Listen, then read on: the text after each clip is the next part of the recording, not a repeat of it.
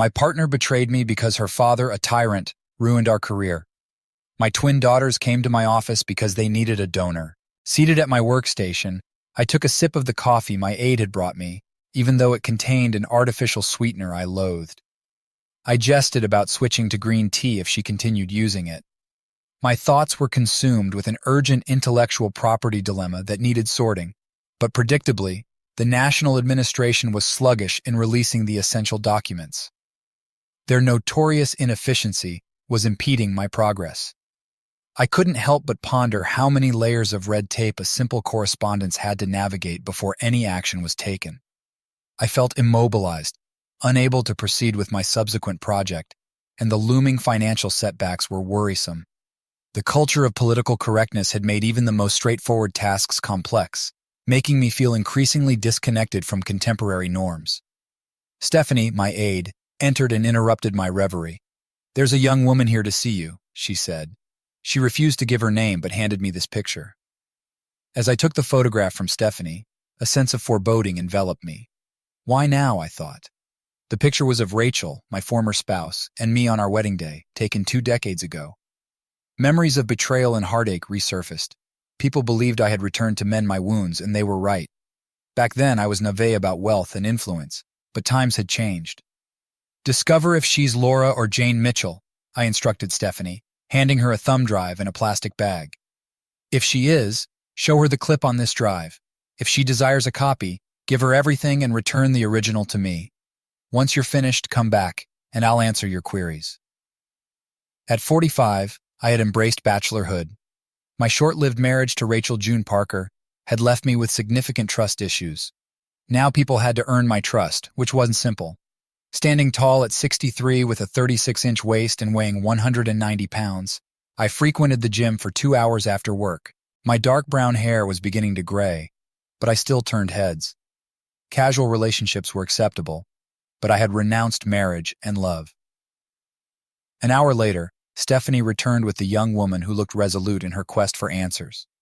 She sat down, her serious demeanor indicating she wouldn't leave until she obtained what she sought. Her sapphire eyes were intense as she waited for me to speak. "Do you know who it was, Jane?" she responded. "Who is she and why is she so distraught?" She wept, saying we've been deceived all our lives. If I'm correct, he was deceived as well. Jane is one of identical twins. The footage you viewed was her mother's final words to me before our initial divorce proceeding, 7 months before the twins were born. I learned about them through acquaintances, not from their mother. The remaining items on the drive elucidate what would transpire if I attempted to contact them. Her father, then with the CIA, orchestrated my dismissal from the FBI with spurious charges because he despised me. The documents suggest there's a bounty on my life if I interfere with them. He was a formidable, perilous man. She divorced me to marry my erstwhile best friend, with whom she had been having an affair for months. As far as I know, he's their biological father. How did she locate me, and what does she want? Jane discovered an old photograph in their attic with your name on it, searched for you online, and recognized you. She also found the original marriage certificate and divorce documents. She tracked you down through social media and other web searches. She's seeking a bone marrow match for her twin sister, who is running out of time. Why approach me, not their father? It doesn't add up, I responded. Her mother was with their father months before I knew her. Her father suspected Jane was mine and persuaded doctors to conduct a DNA test during the bone marrow test. Mr. Mitchell isn't their biological father. What are your thoughts? Stephanie inquired, her expression shifting to a broad smile as tears welled in my eyes. If Jane was right, it meant my ex had deceived me all those years ago. I pondered if I might be their father. I knew she was related to you the moment I saw her, Stephanie said, standing up. She has a resemblance that's unmistakable. Are you prepared for possibly the biggest surprise in years, Tom? Send the details on the drive to my publishers. Instruct them to release it in a manner that can't be traced back to me and to withhold my pen name because my life could still be in jeopardy. Emphasize the urgency of making it public swiftly. Then find someone to conduct a rapid DNA test and schedule an appointment. If I am their father, I want proof when I confront their mother. If it's accurate, I need a litigation attorney to fight for my parental rights. Clear my schedule. I need to go to Loris Hospital immediately, I said. Now I need to locate Jane. Jane, come in and introduce yourself, Stephanie called. Jane walked in, and the moment I saw her, I knew. She bore a striking resemblance to my younger sister at 16. I choked up, overwhelmed with emotion. Jane and I both began to cry. Stephanie took a few pictures with her phone to capture this momentous occasion, and then left us alone. Jane, you have an appointment for blood testing at 2. They promised expedited results, and I charged it to the corporate card, Stephanie said when she returned. I also arranged for you to meet your sister Sophie at a cafe at 4 and reserved a private table. Jane needs to understand our operations. Sophie will ensure her children are taken care of. She knows you have critical family news. I stood there, emotional and uncertain, watching Jane walk toward me. I had so many questions. I hugged her tightly as Stephanie closed the door. It was difficult to grasp that I might be a father. Jane seemed to feel the same, trembling as we left my office. We attempted to proceed cautiously, like taking baby steps to figure everything out. After arranging for the clinic to email the report, we headed out for a late lunch. I learned that Jane had skipped classes and driven all day until she had to rest at a station. I was furious that she would do something so reckless but held my tongue, realizing I might be reacting like an overprotective father. It also reminded me of something I would have done at her age. When we arrived at the cafe, I noticed Sophie's car.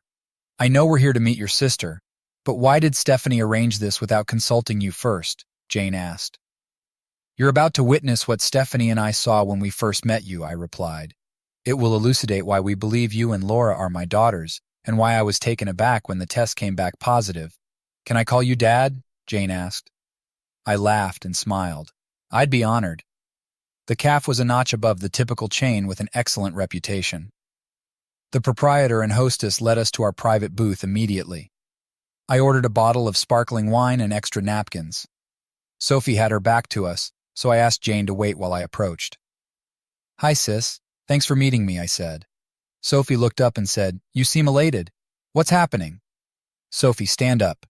There's someone I want you to meet, I said as Jane approached. This is Rachel's daughter, Jane. Sophie turned and stared, looking as if she saw a younger version of herself. They had similar features, long chestnut hair, high cheekbones, petite ears, azure eyes, and warm smiles.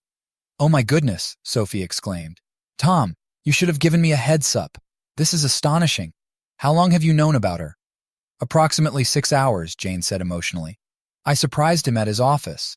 Stephanie and Dad knew right away. Seeing you, I understand why. The server returned with napkins and understood our need for privacy. Sophie, through tears, explained that 3 more people would join us, so the hostess moved us to a larger table. Sophie urgently called her spouse, telling him to come over immediately, and informed our parents, declaring it a family emergency. Mom, worried, asked what was going on, but Sophie said she couldn't explain over the phone. Emotions were high. Then a message from Stephanie arrived, stating the publisher had released the news, and it would be on the 7 broadcast. We were just beginning to unwind with our first glass of sparkling wine when Sophie's spouse and my parents walked in. My dad's booming voice made me laugh as he said, There better be a good reason for this. Sophie and I stood to greet them. Mom, Dad, David, I'd like you to meet Rachel's daughter, Jane Mitchell, Sophie announced with pride. My mother immediately recognized the resemblance, and her face lit up with joy. She had always desired a granddaughter. My dad was taken aback, momentarily speechless. When he finally found his voice, he said, I can see the resemblance, but it's still a shock. My mom, too emotional to speak, sat beside Jane, holding her hand tightly. My dad, brimming with pride, ordered 2 more bottles of sparkling wine. Once our glasses were refilled, I stood up. I need to explain, I said, as Jane started recording with my phone. I told them how we had met and recounted the day's events. My dad then stood up. Jane, we don't need a DNA test to see what's obvious. Welcome to our family. You have 2 more aunts who are thrilled to meet you. Promise us you'll always consider this family your home. Jane took the phone and said, I came here searching for the truth, uncertain of what I would discover. Today has changed everything for Dad and me. We had no idea until now. Meeting Aunt Sophie showed me what unconditional love truly is. My twin sister Laura will be ecstatic. As I glanced around the table, everyone was visibly moved. Even my father, who rarely showed much emotion, had tears in his eyes. My mom, holding up two fingers, cried louder. I captured everyone's joyous tears before stopping the recording. Jane added her and her sister's contact information to my phone and texted Laura, showing me the video she sent. Jane's message read, "If what we believe is true, the DNA test will confirm it. Watch the 700 News. Love, your twin." My mother, still in disbelief, asked for more proof. Jane showed her photos of herself and Laura. My mom insisted on getting copies for her laptop and displayed them on the screen for everyone to see. Jane then turned off her phone and put it back in her purse, making me realize no one knew her whereabouts. My phone rang. It was Laura. I stood up and moved to a quieter area to answer. My dad noticed my tears and gave me a questioning look. Jane mouthed, "It's my sister." My dad nodded understandingly. I took the call. "Hello, this is Laura. After seeing the video, I had to call. She won't be home until at least 8 because she's stopping by the police station for an update on Jane. I'm pretending to know nothing. The police were here earlier and left their card. What should I do? Get him to watch the 7 News and pay close attention to what's revealed about me? Tell him you'll talk when your parents aren't around and show him the video? Give him my number and ask him to text first before calling." "He'll understand after watching the news," I advised. "Once we have the DNA proof, Jane and I might bring the entire family." "What do you mean?" Laura asked. After explaining Jane's efforts, I said, "The family will spread the word. I don't know how many will come, but those who can, will." "Why?" she asked. "Because in the Mitchell family, blood is thicker than water. If I'm not a match, someone else might be." "Just like that?" Laura asked skeptically.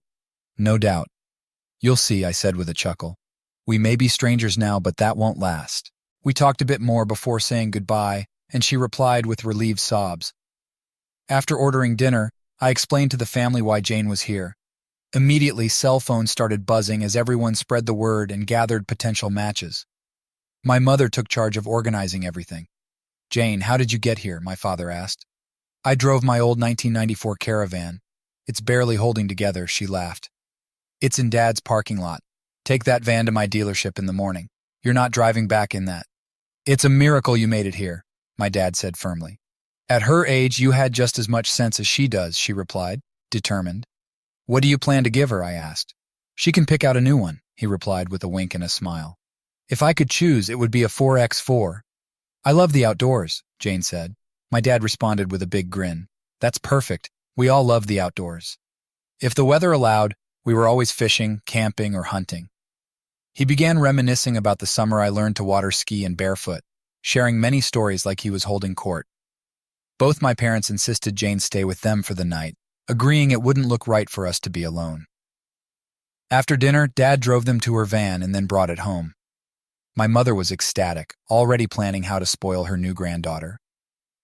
Dad ended up waiting until 2 a.m. Around 11 p.m., the police investigator called me. It took him 2 hours to complete a background check on me. The media was buzzing with questions about the information I released. We discussed the situation and related issues. Seeing the 3 generations in the video had answered many of his questions. I told him we were expediting DNA tests to confirm our relationship and that Jane was with my parents. Once confirmed, we would return to see if I could be a match for Laura. I asked him to buy us some time and promised to keep him updated on our progress. Laura later told me he reported back to her about our conversation. I was confronting my past again, but with a new perspective. This time, I wouldn't be intimidated by my ex-wife's family's power and money. I would leverage the media, the courts, and the truth to my advantage.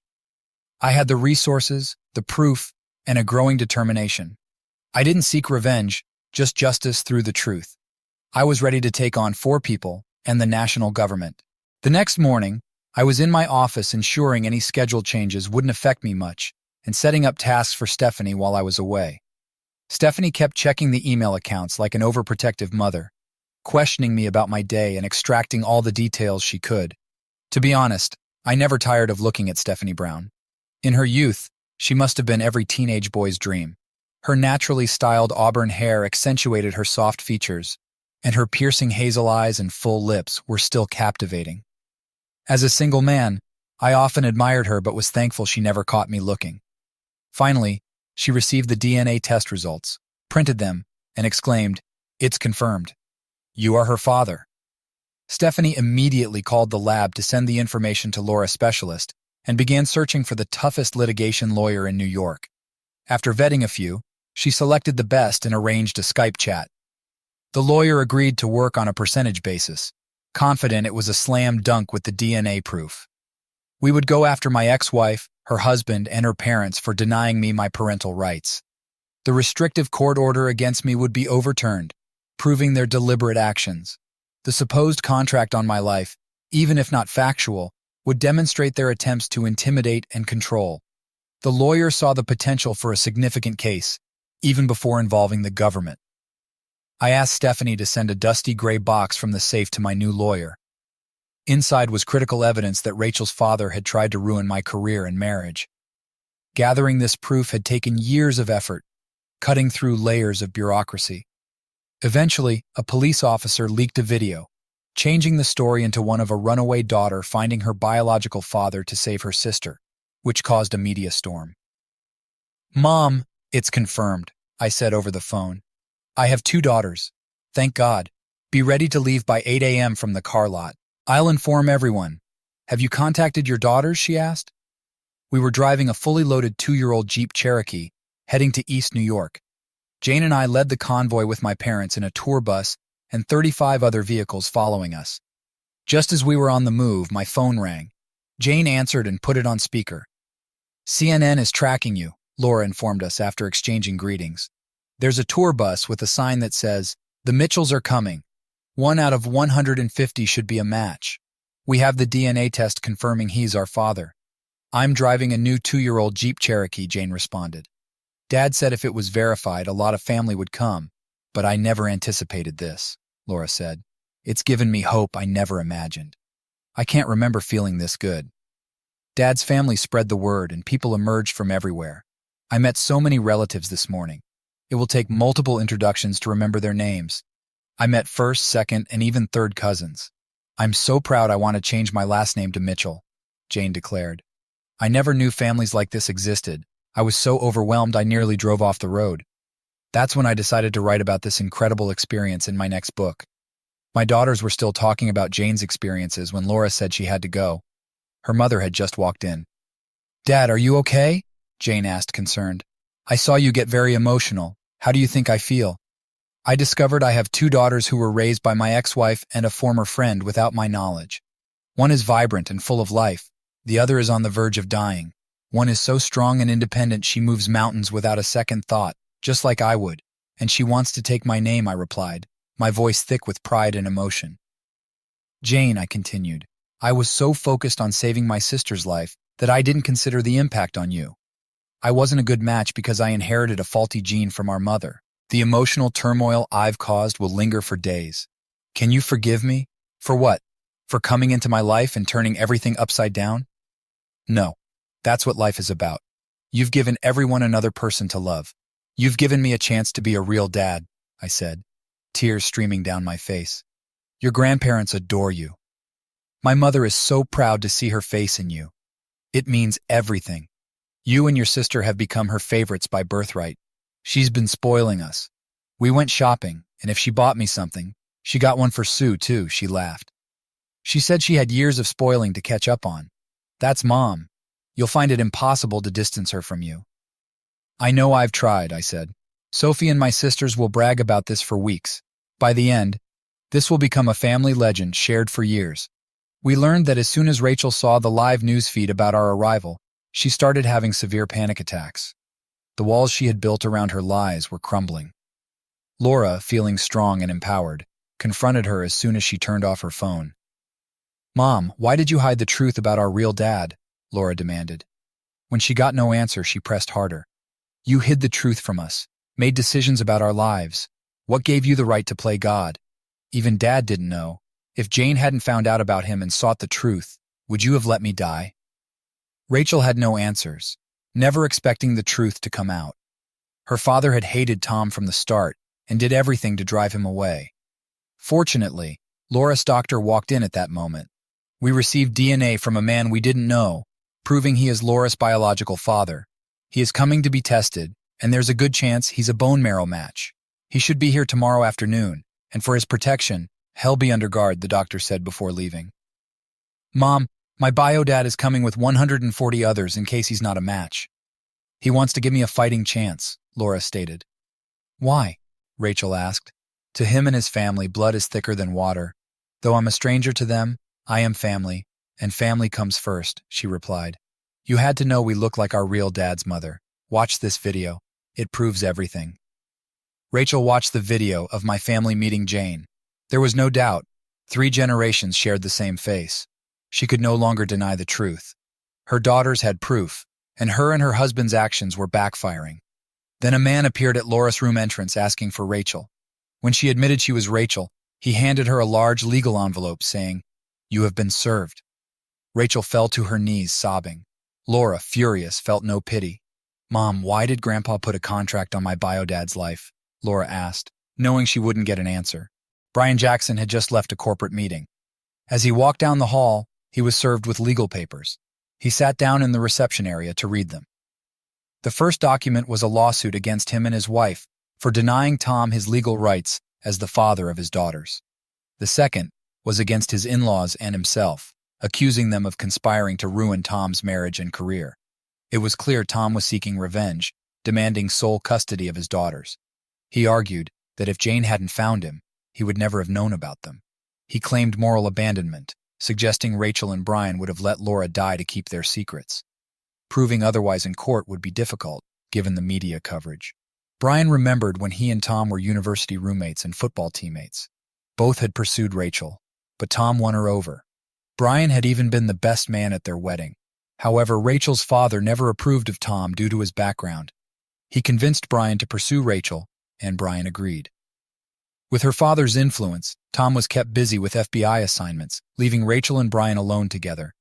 Eventually, Rachel and Brian became lovers, while Tom was undercover for 2 months. Her father had recorded their affair and confronted Tom with the evidence when he returned. Rachel, unaware she was pregnant, thought her missed periods were due to stress. Delighted, her father saw Tom file for divorce immediately. When the twins were born, it was clear Tom was their father. However, Rachel's father had already falsely accused Tom, resulting in his unjust dismissal. It took Tom 4 years to clear his name, during which he left the area under a cloud of disgrace. Meanwhile, Rachel and Brian married and had 2 sons. The unedited tapes would later reveal the conspiracy between Rachel's father and Brian to undermine the marriage. Brian pondered how Rachel would react when this truth came to light. Jane and I arrived at our final stop of the night around 10 p.m., utterly exhausted after a 16-hour drive. We ordered a light meal to our rooms and fell asleep quickly, only to wake at 6 a.m. to the wake-up call. Jane and I departed early. I had a clandestine meeting scheduled with a police officer and an FBI representative. The rest of our group left at 8 a.m. for the 7-hour drive.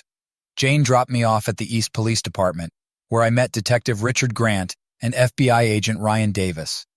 We discussed Rachel's father's interrogation for over an hour and a half. I provided my lawyer's contact details and left a thumb drive containing all my evidence. I was placed under official protection until my departure, escorted by security at the hospital. I underwent a blood draw to determine my eligibility as a bone marrow donor. As I approached Laura's private room, I overheard Jane and Laura in conversation. The hospital staff recognized me as the author, and I signed a book for one of the nurses. Walking into Laura's room, Jane exclaimed in surprise, "Dad!" Laura looked frail, her skin loose, reflecting her nearing end-of-life stage. Despite this, her smile was broad, eyes bright with hope. "Laura, they're rushing the test results. They should be in within 30 minutes. The rest of the family is checking into their hotels. My parents are currently having their bone marrow drawn and will meet you soon. If there's more than one match, the doctor plans for a simultaneous double transplant in both arms," I explained, trying to maintain composure. Laura broke down in tears, and I sat on the edge of her bed, comforting her until she calmed. Jane captured a poignant photo of us both in tears of joy and relief. She was beaming with pride, rightfully so. I realized the immense effort she had put forth, and I was overwhelmed seeing my 2 daughters together for the first time. "Grandma, Grandpa, come meet my sister," Jane announced excitedly. The 5 of us engaged in conversation for over an hour, until Laura's doctor entered, smiling. "My mother and I are perfect matches for Laura," I announced. Dr. Proctor asked if we were prepared for surgery check-in at 7:00 a.m. the next day. Both my dad and I agreed. Thank God. We prayed for a miracle all the way up, I said. Don't you need my parents' permission? Laura asked. Normally, yes. However, we received a court order this morning, thanks to Mr. Mitchell, allowing us to proceed if he or a relative is a match. The judge believed that your mother and her husband weren't prioritizing your needs. Mr. Mitchell will cover all non-insurance costs, Dr. Proctor explained. Jane smiled. I'm not surprised, sis. With what Mom and Brian did, Dad had no choice but to use the courts to prevent delays. A security guard then alerted us that we were about to be featured on national news. Laura switched the TV to CNN, revealing my identity as the author of a popular book series worth an estimated $50 million. Jane, Laura, and the doctor were astonished, while my parents looked at me in shock. They had no idea. They thought I was merely an independent corporate financial advisor. My God, Dad, Laura exclaimed. I've read all your books. They're fantastic. I chuckled. After my former life was shattered, I had to reinvent myself. Writing became my therapy. The success of my first book was a turning point, and it only grew from there. I keep my books current, exposing raw truths about world events, societal views, and morals, whether people like it or not. For the first time in 20 years, I checked into a hospital alongside my mom. My new daughter wanted to share a room with me, but hospital security wouldn't allow it. Jane spent the evening running between 3 different rooms. My dad called relatives to update them. Rachel and Brian arrived after work, greeted with coldness. Laura informed them she was being prepped for surgery, set to receive a double bone marrow transplant the next morning due to a court order. How? Rachel asked. Mom, my bio dad and his mother are perfect matches. Both are donating so I can recover fully, Laura calmly explained. Mom, do you know who Edward King is? He's your favorite author? Well, Edward King is a pen name for Thomas James Mitchell, my bio dad. Laura dropped the bombshell. Rachel and Brian turned pale.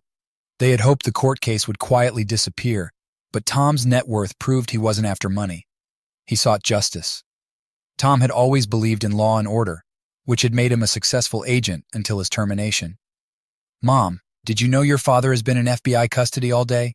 You might want to check with Grandma to see if he's home. Can you explain why this is happening? Laura demanded with a smile. Jane was somewhere in the hospital, either in Dad's room or Grandma Mitchell's. If Rachel and Brian wanted to see her, Jane and I were in my hospital room discussing how she would handle her mother when Rachel found her. A security guard knocked and poked his head in. Mr. Mitchell, do you know these two? He inquired. Miss, fiance, didn't you see my ring? Jane answered as she opened the door for Rachel and Brian. Dad, I wouldn't trust these two for a moment. They're just trying to cover their backs. You don't know the half of it, Jane, Sarah began. Your dad's lawyer has video evidence showing your stepfather receiving a check from your grandfather as payment to break up your parents' marriage.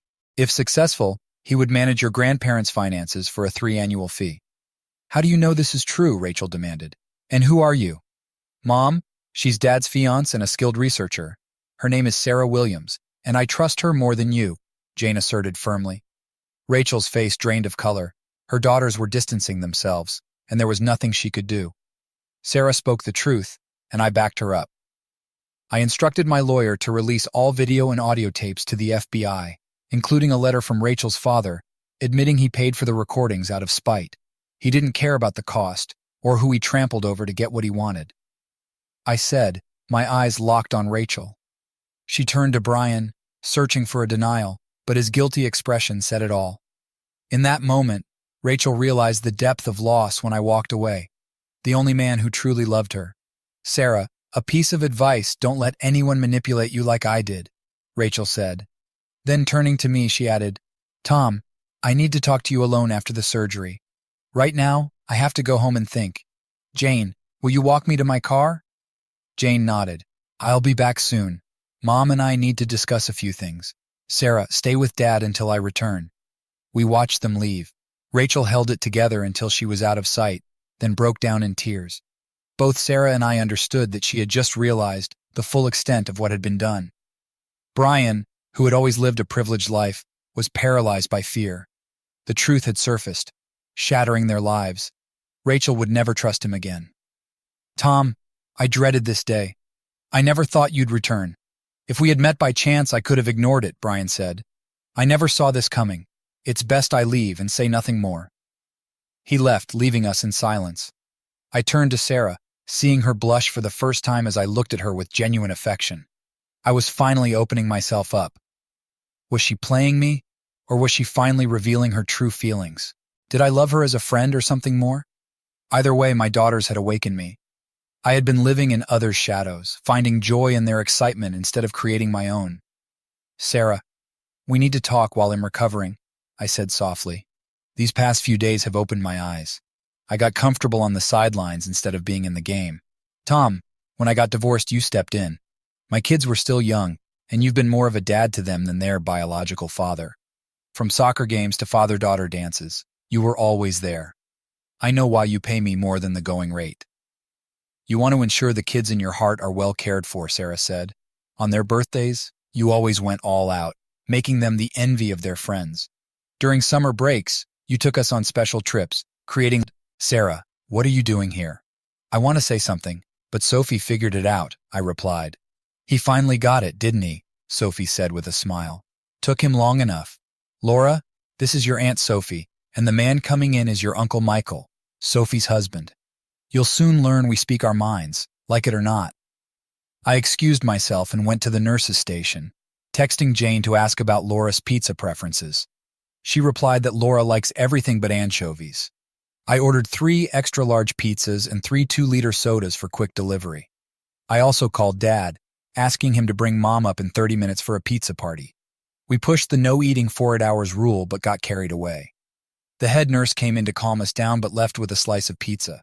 Later, she stopped me and said, "Your actions lifted the spirits of the whole floor. I can't thank you enough." At 5 a.m., they took me and my mom to prepare for the operation. We supported each other until we were wheeled in. I stayed awake until the medication kicked in. When I woke up, it was done. Now came the waiting and praying. Dr. Proctor informed everyone that the bone marrow transfer went well, but it would take a few hours to see if it was successful. Hearing this, most of the family started preparing to go home. Sarah, I said, is the worst patient ever. But I'm not sick, I replied. You're like a bull in a china shop, impatient, unruly, and miserable. Keep it up, and you'll get a bad reputation, Sarah told me. Sarah said my mother was doing well. When she was sure I was stable, she gave me my phone back. The first texts I saw were from Sarah's kids, both asking when she would get her engagement ring and when they would meet their new sisters. Sarah, your kids are smart, I said, showing her the phone. I told them I was coming to watch over you after the operation. They had a lot of questions, and the whole story came out. They weren't surprised. They said, Mom, he's always treated us like his own. Most of our friends envy us for having him as a dad. We've always seen him as our real father, Sarah said, her eyes moist with tears as she read the note. I guess we won't have a long engagement, I replied with a grin. Have you heard from the twins? Jane and her mother are with Laura. She's doing well under the circumstances. Even though she's still on medication, she's full of questions, Sarah informed me. Jane told her about the pizza party. Laura can't believe how much she resembles her aunt and grandmother. She's eager to have a girls' day out with them when she's better. Get me my pants. I need to see her myself, and then check on Mom, I insisted. The nurses tried to stop me, saying it was too soon after surgery, but I wouldn't be swayed, so off we went, hand in hand. Surprisingly, my pain was manageable. Sarah and I immediately noticed Laura's improvement. Her complexion looked healthier, and the sparkle in her eyes almost brought me to tears. Who are Olivia and Daniel Taylor? Jane asked. They're my kids, ages 14 and 12. Why? Sarah replied. I got a Facebook friend request from them this morning. So did Laura, Jane said. Both of you need to read what they sent me, I said, handing Jane my phone. She read it, smiled, and passed it to Laura. I need this back to add their phone numbers to my contacts, I said. Rachel then asked if she could talk to me privately, so we went to the waiting room. Tom, I had a long talk with my mother last night. She admitted that she remembered Dad's hatred towards you, but never thought it would go this far. My daughters want to finish the school year here and then move in with you. They want their last name changed to yours. They feel that what Brian and I did is unforgivable, Rachel revealed. I can't argue with them. They made it clear they'd take me to court if I refused. They no longer trust me, and I can't blame them. Will you take them? You know my family wouldn't let me say no, no matter how I felt. I will gladly take them, and so will Sarah. Well, just need a bigger place. I'll drop the suit against you if you agree to joint custody, I replied. The suit will still proceed against the rest of your family. The twins are old enough to decide the rest. Rachel agreed to joint custody. I offered to pay for their name change, but she declined. We walked back into Laura's room together. The girls watched us intently. Sarah, it looks like we're going to need at least a 6-bedroom house, I said. Sarah smiled, and the girls squealed with delight. Rachel, your father and I agree. You get your wishes, Sarah said. If Sarah agrees, I'll call the lawyer tomorrow to start the legal process for your name change. Tom, Sarah asked, are you ready for this? A house full of teenagers? No one's ever truly ready, but we adapt. I'm just getting used to the idea of 2 carrying my name, I said. Make that 4. Olivia and Tim want you to adopt them. They're already signing their names as Mitchell, Sarah said. Call James Smith's firm to start the paperwork, then text the kids to let them know our plans. We need to find out which areas have the best schools, so we know where to look for our new home, I suggested. Jane picked up her phone, opened her contacts, and made a call on speaker. Hello? Olivia said. Who is this? This is Jane, your soon-to-be older sister. Is Daniel with you? Jane explained. Prove it. I can't just take your word for it, Olivia said. Dad taught us not to take calls or messages from unknown sources without proof. Seriously? Is this a scam? Olivia, Tom and I are getting married, Sarah said. You're talking to Tom's daughter, Jane. We're all going to be Mitchell. Laura and I are changing our last names, and your dad and I have started the process for him to adopt you and change your name to Mitchell too, Jane added. Awesome. Tell Dad it's about time. How is Laura? Daniel replied. We've been waiting to hear. Sarah and I exchanged a look, witnessing the first conversation of our blended family. She squeezed my hand in support. I'm getting better, Laura said. So far, so good. I'll text you both so you can add my number, Laura said. Jane, our dad is the only father we've known. Our bio dad was gone before we even knew him. Your dad has been better than any of our friends' parents. Mom's been in love with him for a long time. When we all come together, we need to accept that we're siblings. Nothing more, nothing less, Daniel declared with resolve. Olivia and I won't let anything disrupt our family unity. My daughters nodded in agreement. Sarah, her eyes shining with tears, said, They've truly embraced your values and principles. You should be proud of them.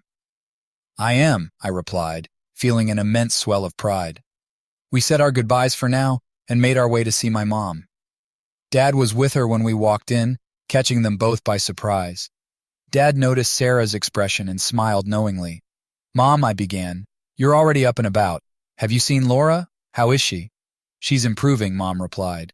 Her complexion looks better and she's in good spirits, but it's still early days. We need to have a serious conversation if you both have the time, I said. We're not going anywhere, so let's hear it, my dad responded. Laura and Jane will be living with me after the school year, and they'll be changing their last name to ours, I explained. Rachel has agreed to joint custody and the name change. It was the twins' idea. That's wonderful news, both my parents said in unison. But that's not all, Sarah added. Your son has decided to make an honest woman out of me. Margaret, are you ready to help plan a wedding? Mom's eyes filled with tears, and Dad's smile broadened. They didn't need to say anything, we knew they approved. I'll be adopting Olivia and Daniel, and they'll take my last name too. Sarah and I will start house hunting as soon as we get back, I added. What finally made you come to your senses? My dad asked, grinning. We all knew how you both felt about each other. I've been trying to get your mother's approval to knock some sense into you. Evan Jackson, behave yourself. You're not at the yard selling a car, Mom said, playfully scolding him. Sarah, have you thought about your wedding plans? We haven't discussed it much, but since we're blending 3 families, it should be a family affair. Sophie can be my maid of honor, Tom's best man, his brothers-in-law as ushers, Laura and Jane as bridesmaids, Olivia as the flower girl, and Daniel as the ring bearer. Dad, will you walk me down the aisle with my father? Sarah asked with a grin. Depends on who's footing the bill, and if the reception is stocked with Jack Daniels, Dad replied, laughing. What do you think? Sarah asked. It's perfect. It will bring us all together. If that's what you want, let's do it, I replied. Should we invite Rachel? I wondered aloud. Both my parents firmly said no. Mom, Dad, in the coming weeks, the media will expose a lot. I'm suing the national government, Rachel's parents, and her husband. I believe Rachel was as much a victim as I was. I paid the price years ago, and now Rachel is paying in ways we can't even imagine. She thinks she's lost her daughters forever, I explained. Inviting her might help the twins and her rebuild their relationship and move on from the past. Sarah and my parents looked at me in awe. Where did that wisdom come from? My dad asked, genuinely surprised. These last few days have taught me a lot, I replied, holding Sarah's hand. Jane's arrival made me realize what's truly important in life. We returned to my room and I quickly fell asleep, exhausted from the surgery. Sarah stayed by my side and watched the news. Christopher Parker and Brian Jackson had been arrested for lying to the FBI. The person behind the contract on my life had turned state's evidence. My lawyer released details of my firing from the FBI, prompting an internal review. When I woke up, Sarah filled me in. Dr. Proctor informed us that my mother and I would be released the next day. You'll need follow-ups and to get your stitches removed, he said. Laura is doing better than expected. The big question is how she'll respond as she's weaned off her meds. We talked to my parents, who decided to stay in the city until Laura was on the road to recovery. They would fly back with us on the private plane. Dad booked into the same hotel as Sarah, and the bus driver was instructed to head back. Over the next few days, the media laid bare the deception, backstabbing, and political machinations that ruined my marriage and career. They spent a day dissecting how Rachel's father manipulated her into believing falsehoods. Rachel was publicly scrutinized. Sarah and I were headed to visit Laura one last time before going home. Dr. Proctor had proudly said she was on the path to a full recovery. Someone high up must have disliked the negative media coverage about the Fed's past dealings with me, because the security clearance my publisher and I were waiting for was suddenly approved. Within 2 weeks, over 1 million hard copies of my new book would hit the market. I had 2 first editions delivered overnight. After signing them, Sarah wrapped them up, and we hid them in a shopping bag. We made sure Jane would be there when we visited Laura. Your dad and I have set the wedding date for the first weekend in September, Sarah announced with a smile. Aunt Sophie will be my maid of honor. I was wondering if you two would be my bridesmaids. Laura's eyes lit up. Absolutely, Sarah. When I first walked into Dad's office, I was terrified. But you recognized me immediately and said, "You're Rachel's daughter. How are we going to handle this?" It stunned me how you accepted me from day one. I'd be honored to be in your wedding, and I'd love to call you Mom. The 3 of them hugged, and Laura literally jumped out of bed with excitement. Once things settled down, I pulled out the gifts and handed each of them a signed first edition of my book with the inscription, "To one of the 2 prettiest ladies who call me Dad. With love, Edward King or Thomas James Mitchell." Laura was over the moon when she unwrapped it. It was my biggest book yet, over 650 pages. Her face beamed with pride, knowing it wasn't released yet. She flipped open the cover, read my note, and then burst into tears. "Dad, you've already done so much. I didn't need this," she sobbed, running into my arms. "Before you came into my life, the doctor said I only had a few days left. Jane knew it too. I don't know why she went into the attic, but I'm so glad she did because it brought us you." She hugged me tightly as Jane watched with tears in her eyes. "Dad, you should know Dr. Proctor believes if Laura had only received 1 transplant, it wouldn't have worked. The double transplant shocked her body into responding. In the last 6 days, she's gained 12 pounds, Jane explained. I didn't know if you would come, but you didn't hesitate. You brought a whole tribe. Thanks to the family, I'm getting my best friend back." "How's your mom holding up?" I asked, trying to lighten the mood. "She's filed for divorce and is going to therapy to deal with a lifetime of lies." "She now understands what you went through and is ashamed," Laura said. "She says only someone who has experienced it can understand that it's a living hell. Her work and friends are her support. Mom is strong and we'll get through it. The key will be getting her to trust again. Right now, she doesn't know who or what to believe. Jane, even with family support, regaining trust can take years. It requires an unexpected act of faith. For me, it was Jane walking through my office door," I said. "Thank God you did," Sarah added with a chuckle. "Tom had me thinking I'd die an old maid waiting for him. Now, girls, stand by your father so I can capture a few photos. The best one will be an 8x10 for his desk." When we stepped off the plane, we were greeted by Sarah's parents and children. The kids nearly knocked me down with their excitement, which was contagious. My dad enjoyed hearing them call me Dad. I realized Daniel would have 2 older sisters and 1 younger, just like me. Olivia hugged my mom and said, "I'm so happy you're becoming my grandmother." I reflected on how quickly my life was transforming with these unexpected blessings. Sarah and I decided to postpone our initial plans until after the wedding. Sarah knew our needs, so I let her handle finding a new home. This gave me time to write my first fiction book. My previous works had exposed corruption and cover-ups. We stayed in touch with the twins, and Sarah found a beautiful 25-acre property with an old barn that needed some TLC. Laura was improving and returned to school part-time. We hired a firm to design our dream house with steel and brick, featuring an outdoor kitchen, large patio, pool, and a 4-bay garage. With Sarah reducing her office hours, I had more time to focus on writing. With the help of an editor, I completed over 350 pages, publishing my first book under my real name. Rachel used my lawyer to divorce Brian, securing alimony and covering education costs. My cases were in mediation, and the opposition had lost the will to fight. Olivia, Daniel, Sarah, and I eagerly awaited the twins' arrival after their last school day. Daniel spotted them driving up our new driveway, and we all rushed outside to greet them. As they stepped out of the Cherokee, I was amazed at Laura's recovery. She looked indistinguishable from Jane. Sarah whispered, "Well, figure it out." Daniel, playing the protective big brother, carried their luggage while Sarah proudly showed off the house.